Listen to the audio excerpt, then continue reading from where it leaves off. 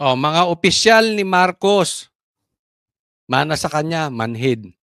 Galit na pinatigil muna ni PBBM ang lahat ng paghahanda para sa ika-4 niyang SONA sa Lunes. Anya unahin muna ang pagtugon sa pinsalang dala ng bagyo at habagat. Yan ang agenda report ni Pierre Pastor. Dismayado si PBBM dahil sa nakarating sa kanyang balita na may ilang tauhan ng gobyerno ang nagkakabit ng SONA materials habang lubog sa baha ang ilang bahagi ng bansa. Yun ang sakit nun, di ba? Isipin mo, nagkakabit kayo to promote SONA sa gitna ng baha, bagyo, di ba? Disaster. Ito po, papakita ko sa inyo, manhid number 1. Tatlong kamanhidan ang nangyari ngayong araw na ito sa mga opisyales ni Marcos. Bakit? Follow the leader, follow the leader, follow the leader. Yan si Marcos eh. Di ba? Kahit nga yung sinasabi ko yung na-vlog ko kahapon, si Torre. Ano? Ang inaayos niya, yung imahe, yung naratibo na mapayapa ang Pilipinas. Huwag nyo ayusin yung naratibo na yon. Hayaan nyo handle yun ni Claire. Hayaan nyo ipagtanggol niya yon. No. Ang gawin mo, Torre, yung kapayapaan sa Pilipinas, hindi yung naratibo na payapa. Pero yan kasi sila eh. Ang tawag ko dyan, ampaw. Nakakain na kayo ng ampaw? O, di ba? Kala mo, laki-laki, walang laman sa loob. O. Buti pa yung butchi. Yung butchi, malambot sa labas, pero may laman sa loob. Ito, ampaw. Di ba? Puro sila pang labas. Yung pinakita natin kanina, si Lisa. Di ba? Hipokrita. Kunwari, tumutulong. Pagka-picture, alis na. They cannot even stand the people. Hindi sila katulad nila Isko na andyan. Talagang tutulong. Hindi sila katulad ni PRRD na andyan. They will stay with the people. They will talk to the people. Hindi pagkatas ng picture, alis. Tingnan nyo, ganyan ang kalabasan. No? Kaya ipinag-utos niya agad na itigil muna ang paghahanda sa SONA at unahin ang agarang pagtugon sa mga nasalanta ng bagyo at ng habagat. Alam nyo, klaro, wag ka na, wala ka namang sasabihing mabuti. In the first place, ang laki ng kasalanan mo dito, Marcos. Ha? Kasalanan nyo to ni Tambaloslos. Sinasabi ko na sa iyo, dapat dati pa, nilaglag mo si Tambaloslos. Yung budget dyan sa flood control, ano na nangyari? Bilyon-bilyon. Ngayon, magsosona ka sa Lunes. Anong pagmumuka ang ihaharap mo sa taong bayan? Anong pambobolang ihaharap mo sa taong bayan? Puro kayo promotion, puro kayo panlabas. So, hindi mo na talaga masisi kung bakit nagkakaganito tong mga to eh. Puro naman talaga kapalpakan yung nagagawa nila. Kaya yung pagsunod nila sa leader nila, nagagaya lang nila na importante yung imahe nila itaas. So ito namang mga to, kabit ng poster, wala. Nagbabaha na, ang iniintindi pa. Ito'y malaking halimbawa na lahat ng mga ahensya ni Marcos, ang purpose is SONA. Kita mo naman eh. Hindi naman ganito ka-activos eh. Tingnan nyo, after the SONA, mawawala na naman ito. Lulubog lilitaw ito. Pag may SONA, active na naman. Naging karpintero na ito, naging teacher, di ba?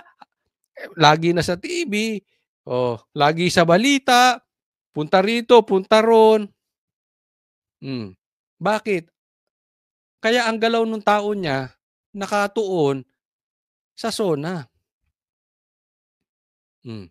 In short, press release, walang laman.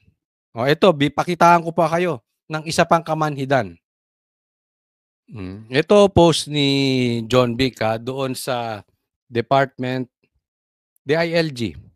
Bilang Secretary of DILG, ayan ang sinabi niya, pinost niya ron. Secretary John Vic, mga abangers, diyan. Kayo, yes, kayong nanonood dito na mga magulang na nag-aantay ng walang pasok. Ang tawag sa inyo ni John Vic, abangers. Kaway-kaway, marami tayong kilala dito. Mga estudyante, mga magulang, mga lola, lolo, nag-aabang. Yan kayo, abangers. Nag-aabang ng walang pasok. Sa mga abangers. Sarap ng bokchi ko.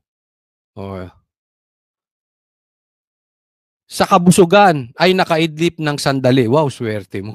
Yung ibang kababayan natin, hindi malaman kung paano sila lilikas doon sa kanilang bahang lugar. Ikaw, dahil sa kabusugan, dahil sa pagkabokchi mo, nakaidlip ka.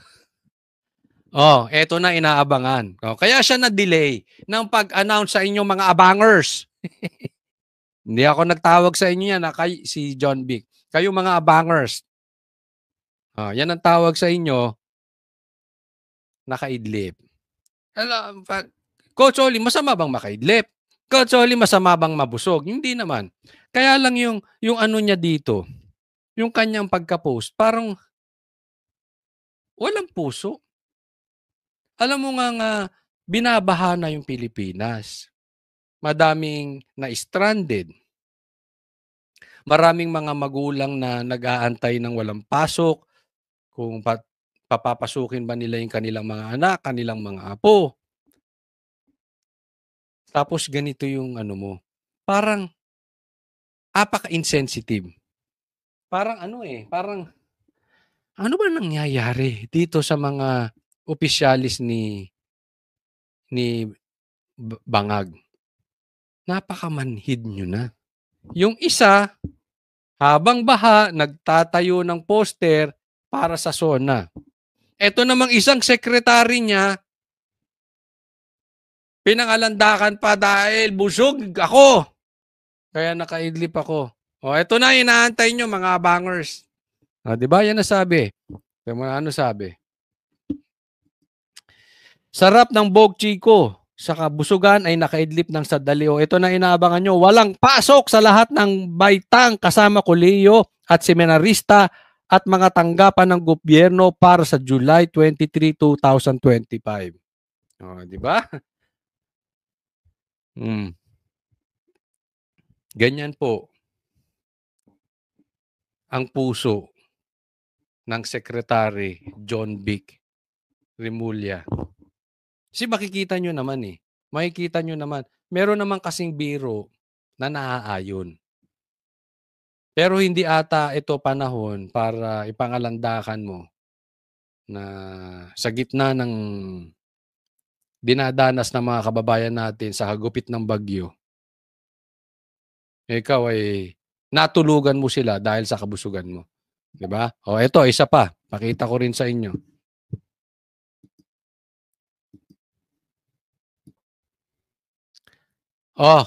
Hulaan ninyo. Ano kaya ang kinain ni John Vic? Ito, nakuha ko to sa post ni Mark Anthony Lopez. Sabi niya, meron pala talagang ma-orderan ng Alaska King Crab dito sa Maynila. Mukhang ako hindi kasi ako mahilig sa mga crabs . Talangkalang yung sa akin. Ano matawag doon? Alimasag ba yung basta yung maliit lang. Ginaganon lang. Anyway, ito kaya yung kinain, kaya nabusog si John Vic. Alaskan King Crab Manila, nagpa-deliver, Office of the President. No? Coach Oli, masama ba magpa-deliver ng King Crab? Hindi naman. Kaya lang, parang napaka-ano na naman nito, napaka-insensitive, napaka-manhid. Again, sa gitna ng unos, baha sa Pilipinas, naka-Alaskan King Crab pa kayo. Sabi dito, delivered at Malacanang Palace. Hindi naman siguro PSG kumain na ito. Baka si Lisa. Baka allergic kasi ganun ang mata ni Lisa kanina eh. Oh, baka allergic. Oh. Presidential level seafood experience. Presidential level. Ano meron diyang Coke? Anong pinagkaiba niyan? Presidential level. Meron ba yung hindi presidential level na king crab? Etong king crab na ito, pang presidente. Fresh, premium, Alaskan king crab with complete platter. Truly fit the royalty. Royalty, pang royalty. Pang royal blood. Pang dugong bughaw. Pang New Yorker. Dapat may matching Coke. Ay, bibili pala ako ha. Doon sa mga, baka matulungan ninyo ako. Kasi pinagtanong ko na po ito eh. Na, di ba alam niyo yung Coke, may nakalagay na pangalan doon? Pagka meron kayong Coke at may nakalagay na Lisa, bibilin ko. Actually, naghahanap na ako ngayon eh. Baka naman may kakilala kayo sa Coca-Cola, gusto ko magpalagay ng pangalan Lisa. I-display ko lang dito, Coke, yung Coke in can, tapos Lisa ang pangalan. Di ba? Ayan, truly fit for royalty. Delivered with pride to the office of the president. Wala yung presidente, pero may nagpapadeliver sa office of the president. At ang kinakain sa office of the president, king crab sosyal. Sa staff kaya ito? Sino kayang tumira nito? Si John Vic? Si Boying? Si Torre? Office of the President? Hindi ko alam. Malay ko ba kung sino-sino nando doon? Wala akong pake. Pero Office of the President, wala naman yung presidente. Isipin mo, wala pa yung presidente. Pero nagpa-deliver sila king crab. Paano kaya kung andito si presidente? Baka tigi-tigisang lechon sila. Coach Oli, masama ba kumain ng lechon? Hindi. Pero parang napaka-insensitive, no? Parang napakamanhin. Masama ba kumain ng, parang napakamanhin. Naaalala nyo, ang kwento doon kay PRRD. Pagka si PRRD ay may event, ang pinapakain sa tao, ordinary. Bakit? Walang budget eh. They chose to have a simple lifestyle. Naalala ko, nung pasasalamat PRRD, nung pababa na siya, umattend po kami nun. Yung pagkain po, simple. Totoo yan. Masarap pa talaga yung ano. Wala sa kalahati ng pagkain namin sa SMNI. Simple lang talaga. Di ba? Pero ito, ibang klase. Kahit wala ang presidente, ganyan ang kinakain nila. Thank you for trusting Alaskan King Crab Manila. Gusto nyo umorder. Now, accepting orders for VIP. Kung hindi ako VIP, hindi ako pwedeng umorder? Reseller and seafood lovers. Pwede kung seafood lovers. Yun, nationwide, call or text. Ayan, i-text nyo. Diba? Pero ako, hindi ako mahilig. At saka kung mahilig man ako, next time na lang. Marami tayong kababayan na nagugutom.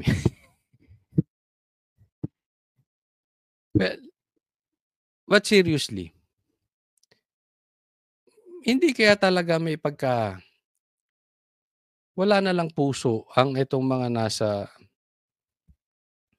gobyerno natin. Na sila yung dapat nagsasakripisyo. Dapat kung maaari nga ay they are so busy na pinupuntahan nila, inaasikaso nila, yung mga pangangailangan ng mga nadisgrasya nating mga kababayan na nababaha, whatever. No? Hindi naman sana mga ganitong pagka-manhid nila. At sa akin lang naman, ngayon, kung sa tingin nyo wala namang masama, pwede sige, araw-arawin nyo, umorder kayo ng ma-allergic sana kayo, ma-high blood kayo. Diba? Anyway, nasa sa inyo naman yan. Hindi ko naman sinasabing bawal, baka sasabihin may mamumuloso na po na naman sa akin eh. Kaya nga tanong ko sa inyo. Hindi to bawal, hindi po ito illegal. Okay, hindi ko sinasabing unconstitutional to. Pero ano sa tingin ninyo? Ito ba ay gawaing dapat inaano ng ginagawa ng Office of the President? considering wala naman yung presidente, yung kanilang pagiging manhid. 3 po yung pinakita ko sa inyo. Sa tingin po ba nyo, sumusobra ako? O sa tingin ninyo, wala namang masama sa ginagawa nila? O sa tingin ninyo talagang sadyang manhid sila? Diba? Kayo na pong bahala mag-decide. Gusto ko lang makita yung inyong mga komentaryo patungkol dito. Na ito ba ay naaayon at nararapat sa isang mga public official o sa ahensya ng ating gobyerno. Huwag po kakalimutan, i-like po tong video na ito. And sana doon sa mga hindi ko pa po subscriber ay mag-subscribe po kayo. Muli po, maraming salamat, Coach Oli po. Ang boses ng masa hindi natatakot, katotohanan lang, di kami nalulunod.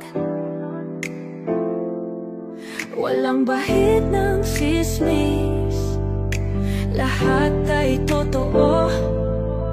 Kahit sino ka pa, pag mali ka babanatan ka. Walang pinipili kulay, wala kaming kinikilingan. Basta para sa bayan, kami lalaban.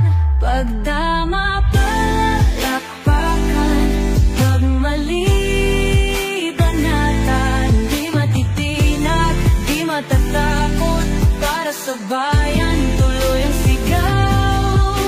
Sa harap ng kamera, walang halong takot. Mga baluktot, lahat kayo'y tutumba. Ang hustisya at totoo, yun lang ang mahalaga. Kahit sinong harang, di kami matitinag. Walang pinipiling kulay, wala kaming kinikilingan. Basta para sa bayan, kami lalaban. Pag tama palakpakan, pag mali banatan. Di matitinag, di matatakot, para sa bayan.